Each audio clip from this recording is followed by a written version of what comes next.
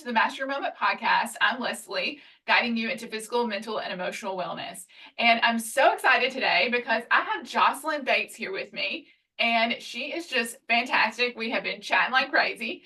And welcome, Jocelyn. Thank you so much for being here. Oh, thank you for having me. I always like to meet new people and chat it up. Yeah, it's so much fun. So, can you tell us and share with us a little bit about what you do and what your journey has been to get to where you are today? Yeah.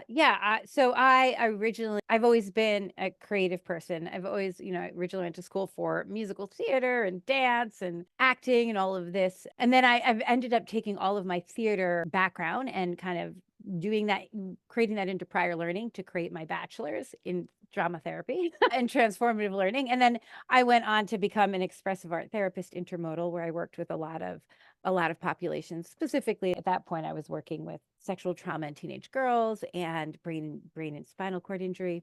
And then I had kids, and I was like, I can't do this. I have a boy and a girl. I have a girl who I'm never going to let date, and I have a boy who can't like climb the trees because I won't let him. Because it's like so.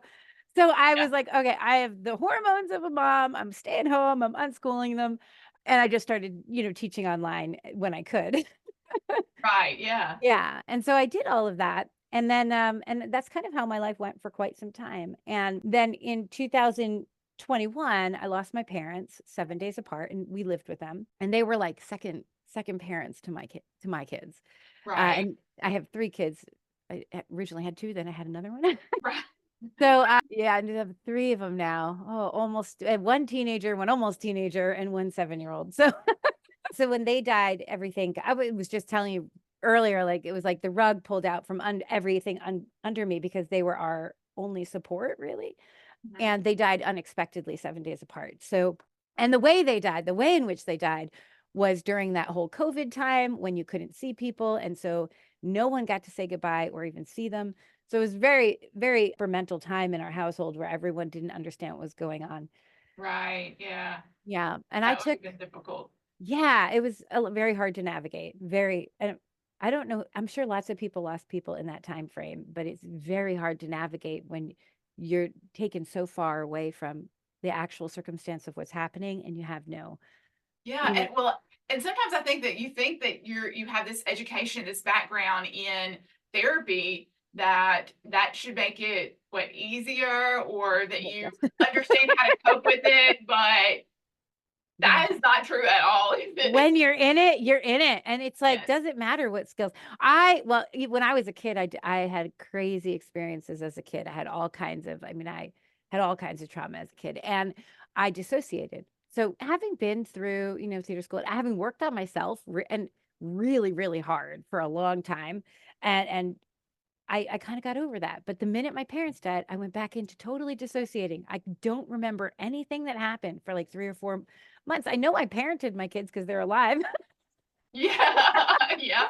I have pictures of things we did. And I'm like, when did we do that? Like, I don't understand. Like, I Yeah. completely dissociated being an only child, having the trauma of how everything happened. And I just completely, it didn't happen, but there are pictures. So, Yeah. but after that, and my mom and dad were amazing. And my mom was very holistic, and like, they were like Edgar Casey people. They were believed in the Akashic records. My mom was an aromatherapist, Feldenkrais practitioner.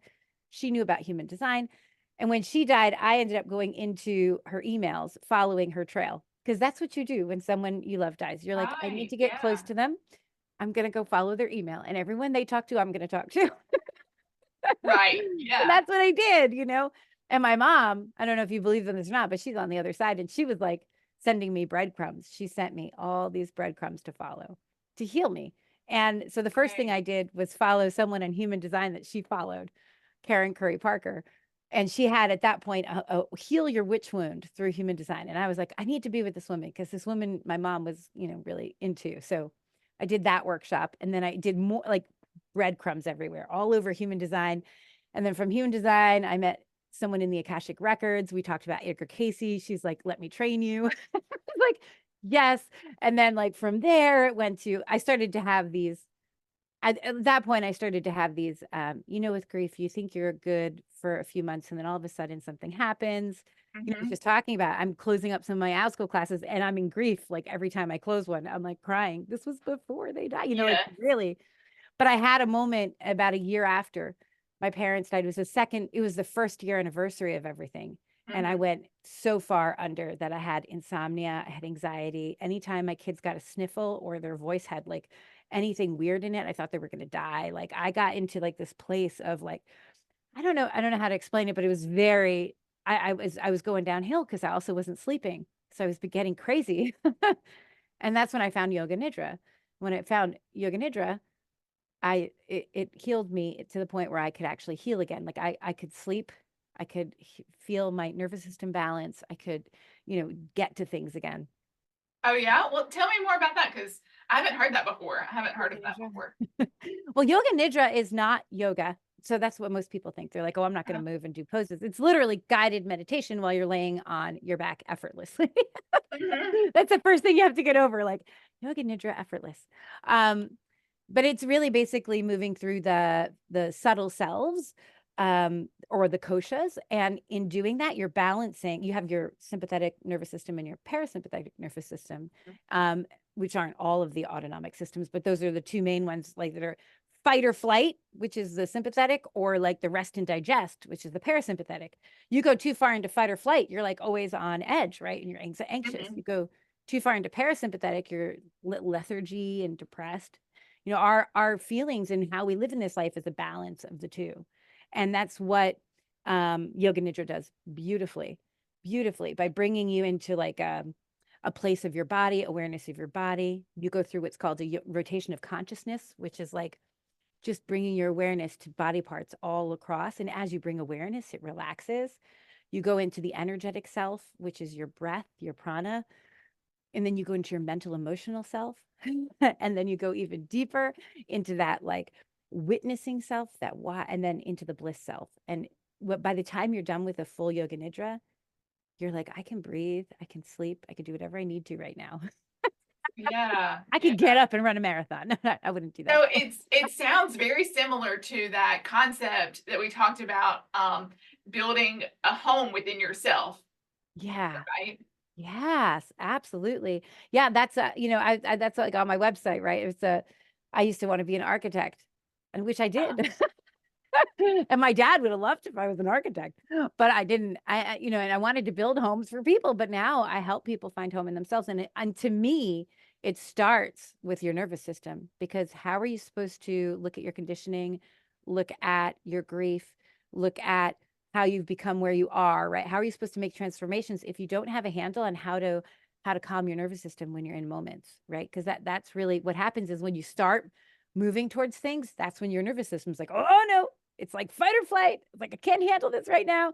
But if you Yes. have the tools, and the really simple tools, to just calm your nervous system, and you start to understand that you're in control, then anything's at your fingertips. You can go to any transformation you want. You can look in any. And so I work with people both in the nervous system as well. And all, like for me, most of my yoga nidras I do for free for anybody, because I'm like, go, everyone needs this in this day and age with all the stress, Right. all Yes. the fear, and then I work with people on the transformations they want to create. But that's like a really solid part of it. And I don't think I understood that as a therapist as much as when I went through that with my parents' grief. Like that really like put that idea really solidly in me. Like, wow, I didn't have the words at the time. Because the therapy school Right. doesn't teach you anatomy. I didn't Yeah. understand how the Yeah. brain, the pineal gland, the endocrine system, the lymphoids, the lymph system, how all of that affects how we feel things, which is very Yeah. strange. You would think they Right, because there's a yeah, huge mind-body connection. yeah, Our bodies operate not just in our mind, but like physically all over our body. And we can hold that like in yes, our body and parts of our body. It's like my daughter's best friend, when she was little, she would just have these massive stomach aches, and she was going to doctor after doctor after doctor. And the way her best friend and my best friend was her mother. So she was telling me it was almost like her having a headache in her stomach. But we all found out Wow. that it was all based on her anxiety. Like, Yes. she didn't know she was anxious. She couldn't tell you and express that there was something wrong or that she was worried about something, but she was feeling it in her body. Yeah, and I love that, a headache in her stomach, because the headache, that's where we go. We were Yes. talking a little bit about future and past. That's where that anxiety, and then she's, like, saying, "I have a headache in my stomach." Like, that's amazing. That's amazing. I I love it. know, but it just makes us make it make sense, because you can say, Yeah, "Well, I have a tummy ache," or whatever, but you would think that it doesn't mean anything, but it actually has more of yeah. the mind, relationship with why that's painful. Yes. They really should we should put a note out to the institutes of psychology out there. Yes, Why are we yes, not learning about the autonomic nervous system? Like, what every therapist should be able to give those skills to their patient before they work with them. right. It's really Yeah. great. So I didn't have any of that background, and going through that and working and becoming certified as a yoga nidra guide with my teacher, uh, solidified how important this piece of work is. And people may think it's woo woo, but it's just like it's guided meditation and building a home in your body so that you can grow, so you can plant your seeds, so that you can actually get what you want in life, go where you want to go. Yeah. Yeah. And Yeah. so, I think kind of what you're talking about is when you have to bring awareness to your mind about your body and all of that, and getting to that inner self, it's really sort of visualizing those things too, right? Visualizing those parts of your body and being aware of them. Um, and in this episode, we were talking about visualization, which I actually term observation in my Master Your Moment program. But tell us a little bit about how you would compare, what you do with like the visualization aspect, how those are related, and maybe even some benefits of like having a visualization. Yeah, you know what? I use visualization. I mean, yoga nidra is a guided meditation with visualization, and you're bringing your awareness to different pieces. And I often use visualization of like either a touch of a sun's ray or a drop with a ripple, or so that we can visualize without really jumping into this, like, analytical mind. We don't that can, and that's the other reason why in a yoga nidra rotation of consciousness is pretty, it's swift. It's not fast, but it's not slow, slow, slow, because then you wait longer the more the mind comes in. You want to stay in that present moment. Um, and what's funny is like the idea of witnessing or of observation and visualization. It's something I did years ago, which I'm just going to tell you a really quick story if you don't mind. Yeah, go I ahead. used I to mean, one of my things is to ask you about a personal story. So, Yeah, I worked so I've been a therapist for a long time, and I've also been a teaching artist. And when I came out of school, I was a teaching artist for a while in a jail. It was in a juvenile detention center. And I was a theater teacher. Now, was it was a scary thing for me in a lot of ways because I was not used to being around guns all the time, and I was always doors locked behind us. But I love teenagers. I love all teenagers. We had levels of um, crime, like, 4 homicides and all kinds of stuff. But when they were there, I was with them, and I taught them how to write their own plays. And one of the things I did was we would sit in a circle and I would have them visualize, because this is a theater skill, like mhm, visualize something from their childhood as if they were holding it. And I would have them actually as if they were like touching it, feeling it. And it had to be something that brought up, it didn't matter if it was anger, happy, sad, just something that had a connection to it and a feeling. And mhm, while they were doing this, so they're visualizing, right? And they're trying to see, they're kind of in the moment trying to work with whatever it is that they're trying to visualize from their childhood. And I was going around and I was knocking on their backs and like just releasing the energy from their shoulders and their arms while they were doing this.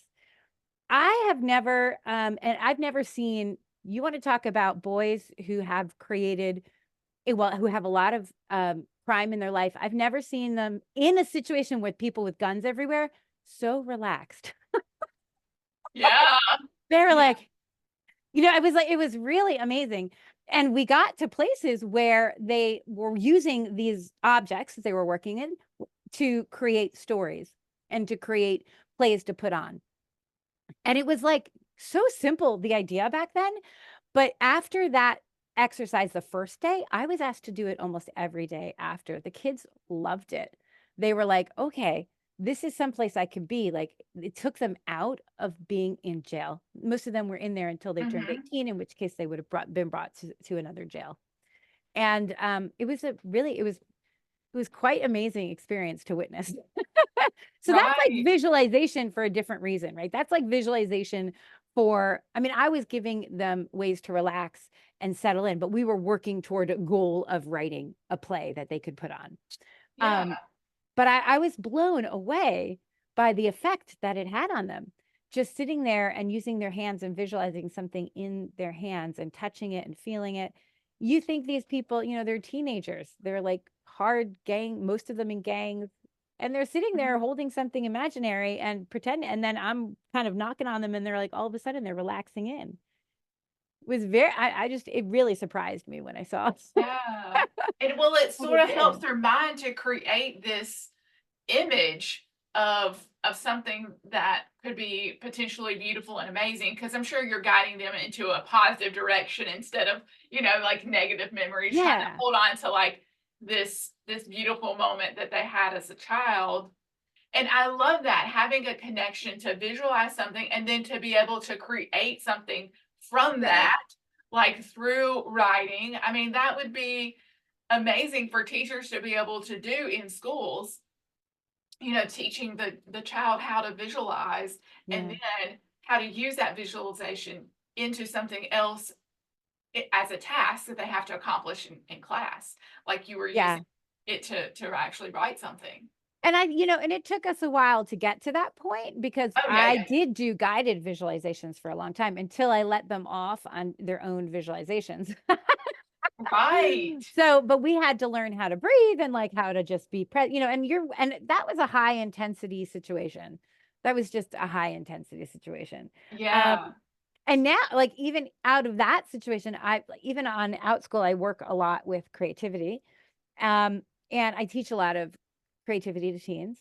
And one of the things I'm always saying to them is, you know what, no matter what your creative thing is, whether it's art, whether it's music, whether it's dance, whether it's drama, I said, you are your instrument. And if you don't start respecting and listening and being in your instrument, you're not going to Mhm. get anywhere in the arts. Like, you are the one who sees, you're the one who hears, you're the one who tastes, you're the one who feels, you're the one who has memories, you're the one who has, you might have a pen or paint or a camera if you're a director, but you're still telling the stories that you have taken in, right? So I talk to them about this all the time.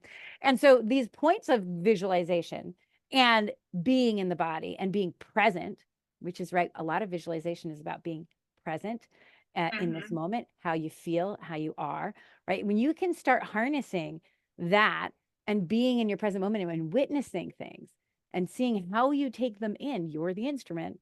That's when you become the Right. storyteller in whatever art you want to do. It's just interesting. Yeah. It's interesting. Guided visualization and just the idea of being able to mentally see and picture something as well as feel something have been like, I feel like they've been pillars of most of the work I've done. Right. Yeah. Well, how has visualization impacted your life, or, somebody close to you or somebody that you've worked with? I mean, I had a place. I've always been visualizing. I kind of have to. But I'll tell you what, my husband can't visualize because if someone tries to like walk him through it, he gets nervous because he's like, "Oh, I'm not doing it right." Or someone will say Mhm. visualize a gate, but and it has iron on it and he'll be like, "My gate didn't have iron." Like, Oh, he'll be like, you know what I'm saying? Like, there's people who have right. these pieces. So in that case, when you're like, if you have issues like he does with visualization, I think it has to be very open the way you bring You someone on a approach it. Yeah. visualization.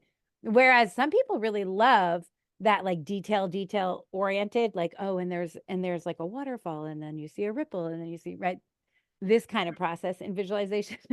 Some people love that too, but it can be really, really frustrating to those who have these very strong ideas of what they might be seeing in a visualization. That was that was just my aside, because I Right. noticed I think he could be really good at it, but it's every time he goes, someone brings him through a meditation with a visualization, he's like, I couldn't do it. Yeah. I didn't see it the way they said it. Right. It's sort of like trying to label things as you have to visualize in this perfect manner, but Right. in reality, part of it is he's got to sort of disconnect from that perfectionism and be like, if it Yes. doesn't have iron, like Yeah. it's It's fine. okay. It can be wood. It's your creation. And being Yeah. able to separate from that. Yeah. But one of the big things, for me, I love Joe Dispenza. Have you read any of Joe Dispenza stuff? I I just have love his not. stuff. He talks about visualizing and like blessing the energy centers and visualizing what you want in life and kind of connecting to the quantum fields. Um, and one of the things they're finding, and this is part of like, I know Joe Dispenza is part of it too, but the Heart Math Institute does a lot of work around, our energetic auras and our fields and how we use the quantum kind of energy that's happening around us. And he's been talking, and many people have been talking around visualization, that if you want visualization, other than just bringing you into the present moment and giving you, hope and ideas and movement, right? They're Mhm. talking about how when you visualize, you really need to have those good feelings. Like, so visualization alone isn't Yes. enough. It's Yeah. like you have to visualize, and then you have to bring up the feelings of abundance, Yeah. love, gratitude. And so along with the visualization comes this feeling, and that's how it takes flight. So Mhm. that's something that, especially for like, so teachers who are in the classroom, right?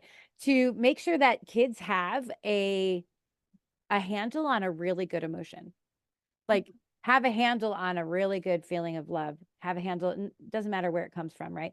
Really good feeling of like what can you think of that brings you that sense of gratitude that just expands, right? So they should Right. all have a list of that when they're going to visualize to work with, so that when they're starting to visualize, they can go into that feeling, they can expand the feeling, and that brings more power to that work.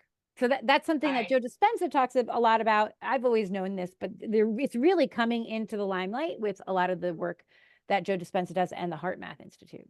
Yeah, I think that's amazing. Because when I think about like visualization, a lot of times I'm focused on like creating a safe place for myself or taking myself on vacation, kind of like when you were working with the kids in the jail, you had mentioned, it's sort of like taking them away from that space so they Yes. can create their own space for themselves. Yeah. And I will have a different specific like location or spot where I want to visualize myself being for different feelings. So I have to sort of create this awareness of what am I feeling, and then what place do I need to go that's going to help support that feeling. Make Yeah. sense? Is That's that interesting. So you know what that makes me think of? In Yoga Nidra, we have what's called the inner sanctuary or the inner refuge. So it's not actually part of a longer Yoga Nidra guided meditation, but it's you kind of you go into the rotation of consciousness to really relax the body. You might have what is sankalpa or a heart's intention, like some kind of I am kind of statement that's given to you, and a little bit of breathing, and then you're guided into your inner sanctuary. And your inner sanctuary is a place of safety and security, of freedom for yourself. And in a guided inner sanctuary journey, you're asked to feel the feeling tones, open your inner ears. What do you see? What colors? What patterns? What symbols?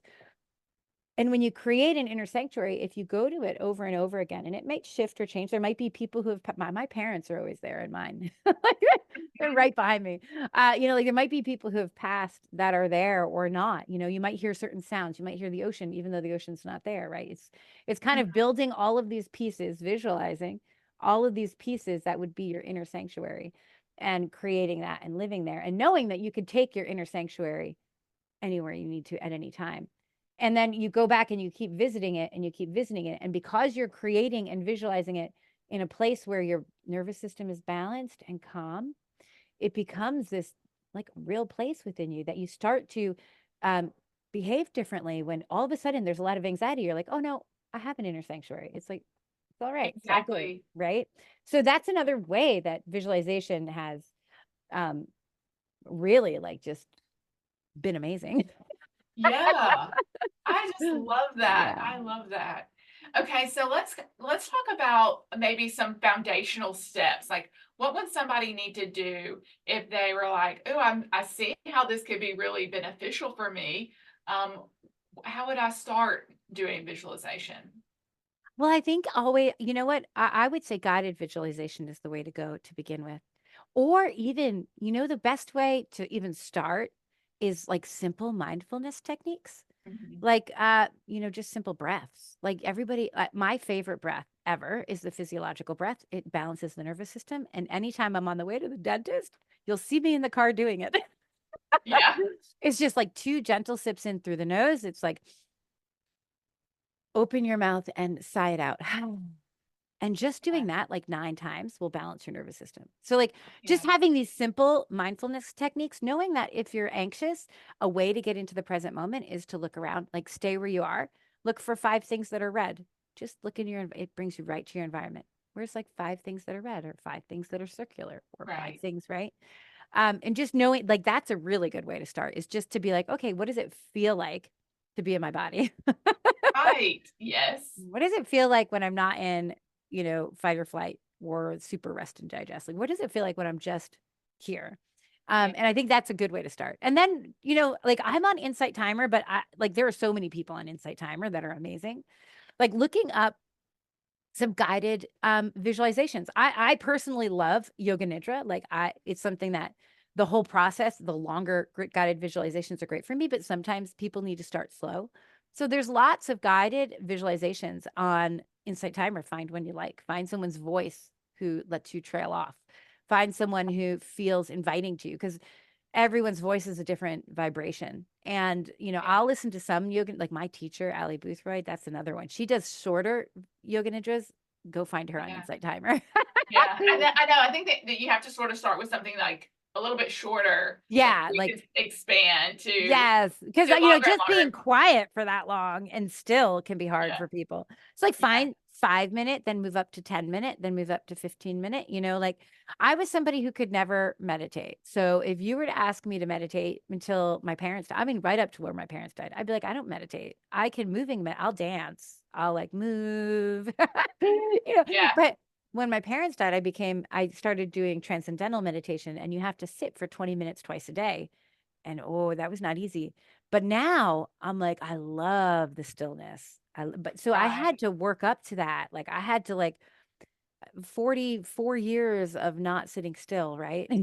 Yeah. So Yeah, don't get down on yourself if you're starting and you're like after 5 minutes, you're like, I gotta go. This is not okay.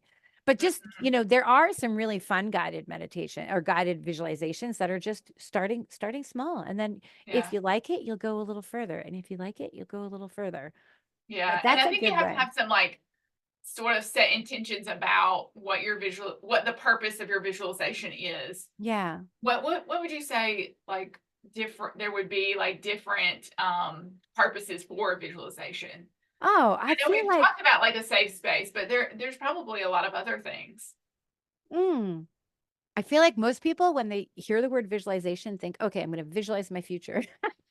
I think most people go there. And to be honest, like, I think it's great. But again, you have to have you don't want to be visualizing your future and have feelings of anxiety that are attached to it. Mhm, So, like, mhm. that's why it's important to do that work and to Right, know, like, your feelings, right? And know right. how to pull up and call up the good feelings. Um, but I think people visualize like the calm space, the safe space dealing with anxiety. One of my favorite visualizations is the going into your inner child or you when you were younger or you and your future self. Like those are my favorite guided visualizations. Yeah, I feel like my imagination runs wild there and has such a good time. And that's the other yeah, thing I'll say is, having worked as an Akashic Records guide and having worked in the Akashic Records, I had to get over the idea that imagination and creativity is not always is not always mine. So when I'm in the records and when I first originally started with this, I would get a sense or I'd see something and I'd be like, oh, that's just my imagination. And I'd pull it away. but it really actually is part of our clair abilities, right? Like, so imagination is a really big thing. So when you're in your visualization and you all of a sudden you're like, there's a pink elephant, like go with it. There's nothing wrong with that. Yeah, Like that's our yeah, imagination. It's feeding us. It's feeding our healing and our journey. So when you start in guided visualization, if you are someone who has a really active imagination, go with it. Um don't get down on yourself for that. Applaud yeah. it. See It where it needs to be goes. something enjoyable, right? Like, and fun. Like you can laugh about it and be like, wow, that was different, you know? Yeah, yeah. Just follow it and have fun. And, like, what this is one of my things is in life is just to get curious. And if that means you get to play. Yeah, And there's no, what? Life is too short to have all these wrongs and rights and rules and, you know, it's exactly. just too short. Exactly. And that's what always say. Like, there's not this black and white way of doing visualization. It's this whole gray area, and it's whatever is going to work best for someone. But they have to me, you have to sort of experiment with different avenues. Like you have this self care visualization. You might have this like goal setting visualization, or Yeah. might go back to your inner child, and it's sort of hitting those different areas of whatever you need in that moment. Yes. Yes. Yeah. It just made me think too, just the opposite of like the good visualization, how much we actually visualize without actually thinking we're visualizing. Like, like when I was just saying dentist, and I was just thinking to myself, when I have to go to the dentist, I don't even mean to, but I visualize the worst case scenario. Like, but I'm doing it. I'm already seeing Right. it. I'm seeing it. I'm feeling it. I'm like, oh my God. And that's why I have to breathe, right? I'm like, Yeah. Yes. so Yeah. you're visualizing anyway. Anytime you have that stuff going on, you're visualizing, so it's a very human trait. Exactly. And I think also if you can have that awareness where you're talking about being mindful and starting with a mindfulness practice, because if you practice that, then when you get to a point where you are having this like um unintentional visualization of You something know that it, you don't right? want, then you can be like, ew, I'm visualizing this and I don't like it. Yeah, Well, guess what? You exactly. can change it. You can decide, okay, I don't like going to the dentist, but this time I'm going to practice, Yeah. visualizing going to the dentist and having an associated different feeling with it. Like when I leave, my teeth are going to be so clean and they're not going to find any cavities. It's so true though. I mean, because when you think about it, like it is all in our capacity. When everything that's outside of our present moment is things we can, we can change for sure. We can move, we can juice with, and how we respond to it, right? But it's so true. We visualize all the time, and it's like the other thing I would say, if you start visualizing, and not everyone's into this, but I feel that when I visualize something, I like to have a journal next to me to write down that visualization. And I did it for a long time not liking it, but as I started I found that there were nuggets of visualizations that came to me all the time. And it was really important for me to see those symbols, colors, um, patterns that I would see in all my visualizations. And so those are important for me to know, as I work in my soul art and my shamanism. Right. It's important Yeah. for me to know those. But I maybe didn't, you don't have to write a lot, but if you have a little journal after a visualization, the things I would write are, how did I feel? Did I have any moments of like shock, good or bad, right? Did I have anything like that?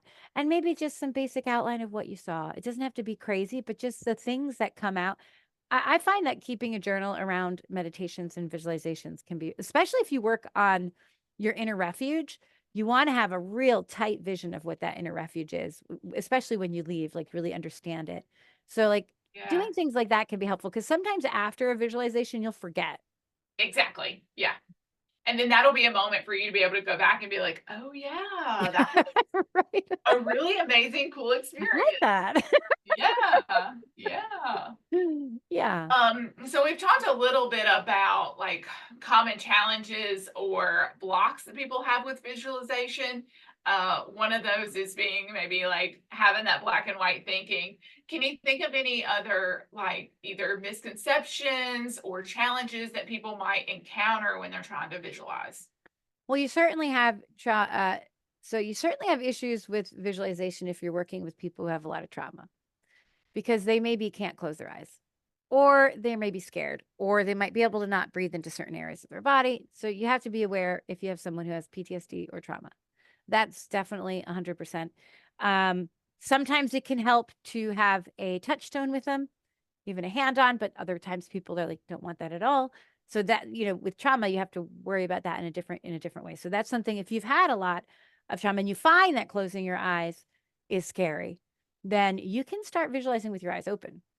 And there are ways to energy sketch, to get a pen or a marker and just allow that to go while you're in a feeling that are just as important and just as effective as visualization. So just know that there are other options if you don't like closing your eyes and being in that space. It feels unsafe Yeah. for you. I find Um, even if you just have a focus spot, like I have this little light lamp thing. I don't know if you yeah. can Oh see yeah, it, the but Himalayan salt lamp. like one of these little lights. You find something in the room and you just sort of stare at it, and then your mind is really going wherever Yeah. it visualizes, but your eyes are here. You Oh, know? even like cloud watching, I love that Yes. because you have the movement of the clouds and you're seeing I'm looking at what's in it. It's weird. That's one thing I do in the shower all the time because with the tiles and the water going down, often I see like faces or profiles and I kind of move into it that way. But yeah, so that's one thing I would say if you're doing, guiding people through visualizations that you have to be aware that if somebody says they don't want to close their eyes, it's absolutely okay. Um, and that's something that is their choice. Yes, exactly.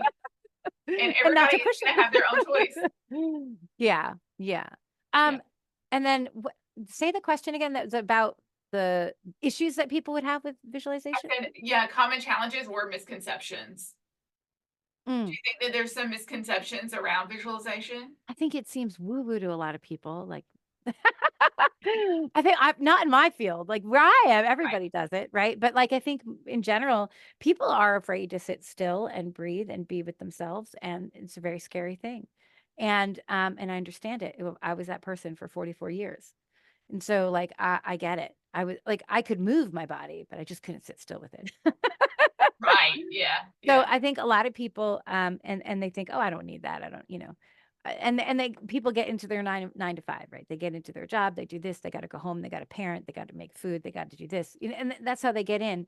But and sometimes when you first start a practice of visualization or like meditation, something along this line, it's not easy, but you'll find that it becomes your rest stop. It becomes your, it becomes a joyful place, like something you Right. look forward to. It's Yeah. not easy as you build the habit, but it is something that it becomes like a respite, you know? Yeah. Yeah. And Yeah, then all the busyness of life has that moment to just sit still. yeah. And you have a moment to be with it Yeah. instead of be taken by it, it's like Yeah. you're just here with it. Right. Um, but I do think like visualization has that people won't admit that fear mostly, but that, I feel like it's like a fear of being alone with yourself. Yeah. And as far as like, um, when I think of misconceptions of visualization, I guess I think also of um, the the idea, like what we were talking about earlier with the imagination, that you Mhm. can do it wrong. Mhm. There's no right or wrong way. You can just follow wherever it takes you, and that's okay. Yeah. Yeah. Yeah, like I like that. it's easy. It's not hard. Yeah. I Although think people tell you it's hard for Yeah, them, I think sometimes that can be a misconception is that it is too hard, but in reality, you make it what you want it to be Yeah. Or until they you might get to that place. They might have ideas of with visualization. Don't you remember when you were young, they had these things where, you had to, and I don't know if you ever did this, you had to vision a box and then a horse and a ladder. I You don't ever think it is I've it's like personality tests, right? They have Oh, you okay, okay. picture something, and then if you have a black your horse means this and your box means Right. that.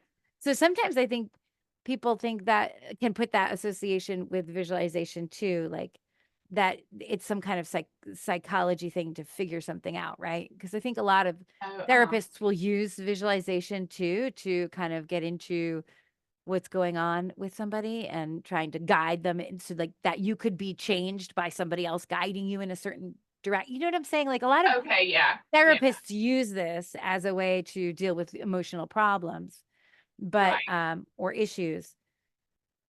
But I still like to take the pressure off of it and just have fun and be joyful with it. Yes, exactly. I think the same thing. I think Yeah. so. Do you have any practical advice for our listeners?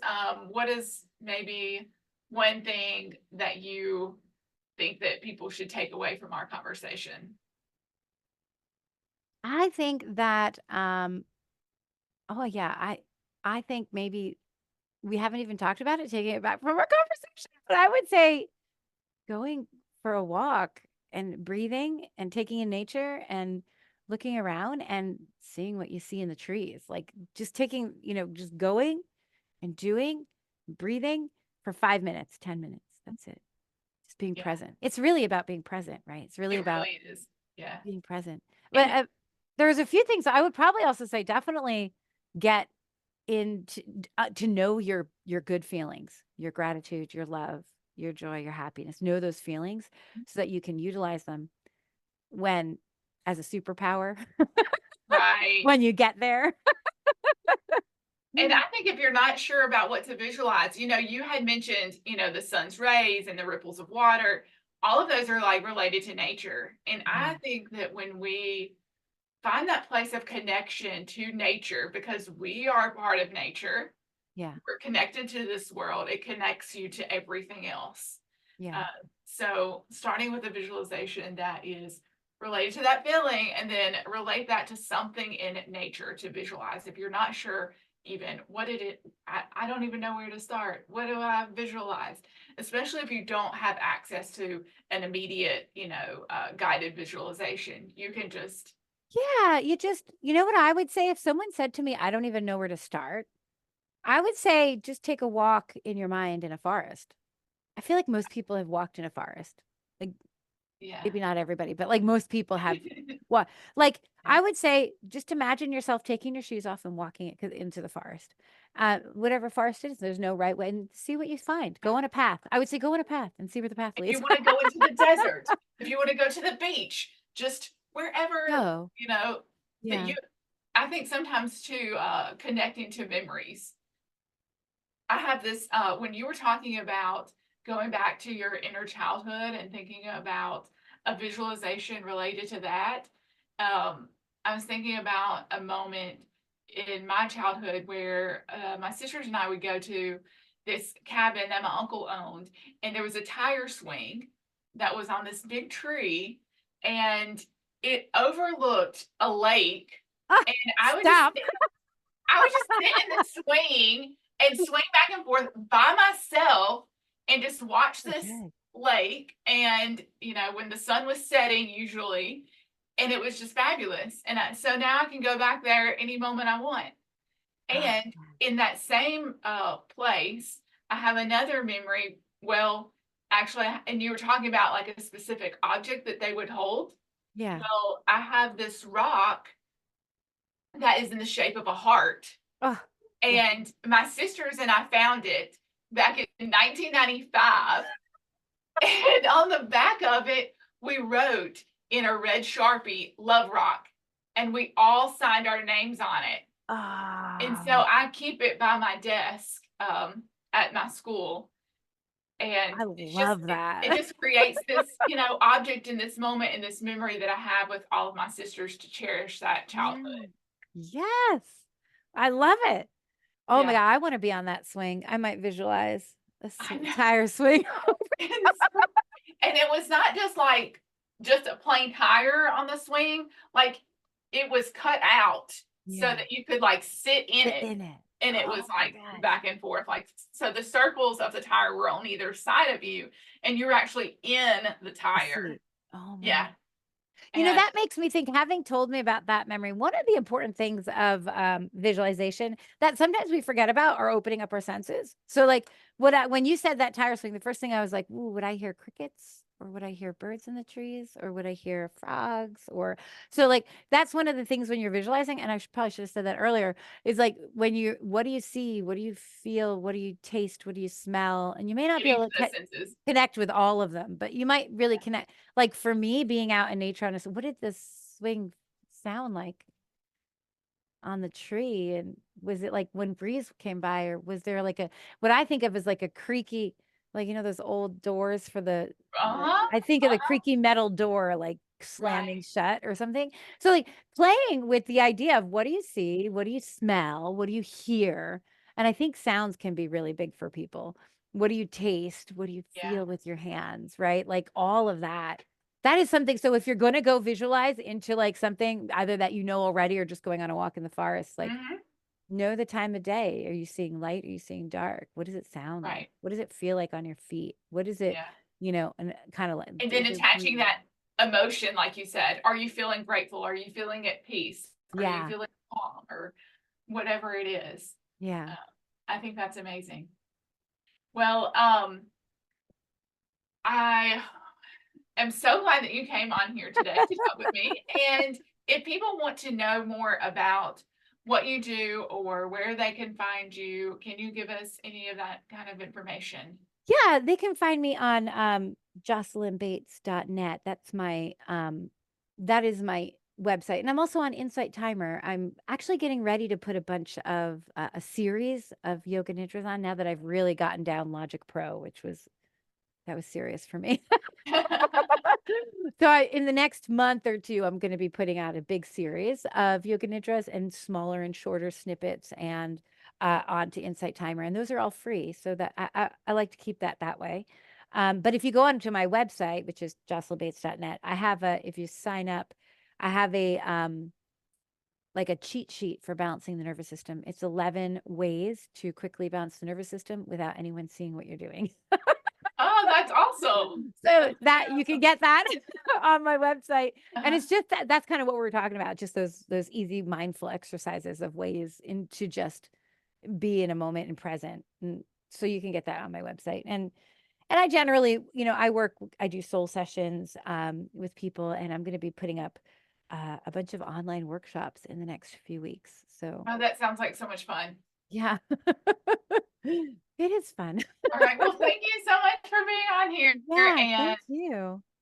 What a great conversation.